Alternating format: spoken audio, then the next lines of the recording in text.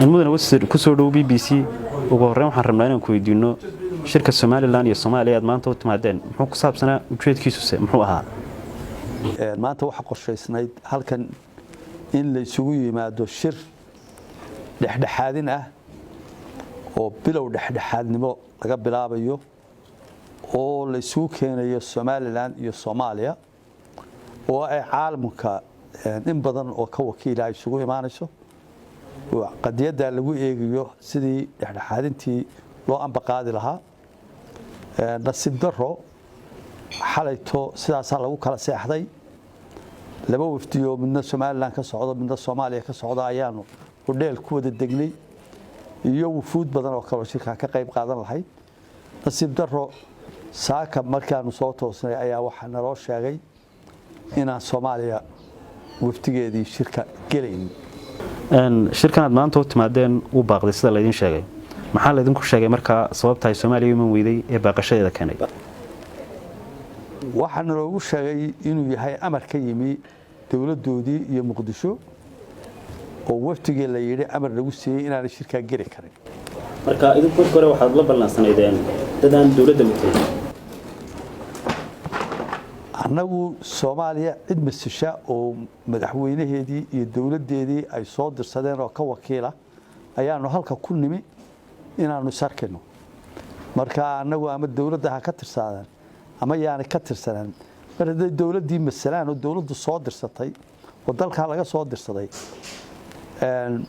maqaamka doonaan hay yeesheen waxa weeye maqaamka ay ku masalan dalka ayuu maan kula xisaabtamayna dadka Somaliland ee baraha bulshada isticmaala markii la soo faafiyay dadka ku casuumay shirkan Soomaaliya waxa uu metelay rasmi madaxtooyada aduguna waxa tahay wasiirka arrimaha dibadda dadka qaar waxay warkayaan hooseyn qadiyada Somaliland laga dhigayo wax uu agaasimo madaxtooyo uu ka go'aan gaari karo ma fakarka caynkaas waa maangaabnimo ilaahu ma islaan raacda la joogta ay soo dirsadaan mar haday wakiilkayeen afkoodi ku hadlayaan oo u qaadayaan iyagu wixii dood iyo wada hadal iyo wada xaajoodaha iyo ku masalaan caalamkuna nagu dhex joogo anaga waxba ma galin cid ay soo dirsadaan dood baa u timaadeen dooduna laba dhinac bay badan kaleedahay hadii kartiina laga xoog bato oo doodda go'aamisutaaga lagu qanci waayo Soomaaliya lagu qanco idinka maxay idin qorshe labaad anagu waxaanu qabnaa cid kale qorshe dood wada taaba dood hagaagsan wada taa inaanu anaga nahay iyagu qorshaba aan maanta dood aan isleenahay cid bay ku qancin karaan ama dadka way hor dhigi karaan ma jirto anaga dood wadana taxalaasha ee runtii ee dhabtiina waa taayada qorshaha iyaguna qorshe labaad oo aan ahayn kaas aanu wadnay ee ah inaanu doonayno maxay too dalka iyagaas wixii uu xaq iyo xuquuq iyo xorriyad lahaa aan doonayno u baan ku soconayna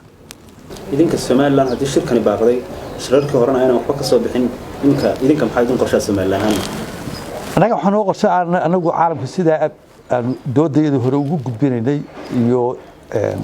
mowqifka aan ka taaganaa arinta ayaanu ku ekaanaynaa ku soconaa caalamkiina way garwaaqsadeen in badan oo caalamkiina waxaan u maleynayaa arintu inaan sida dib u ahaan doonin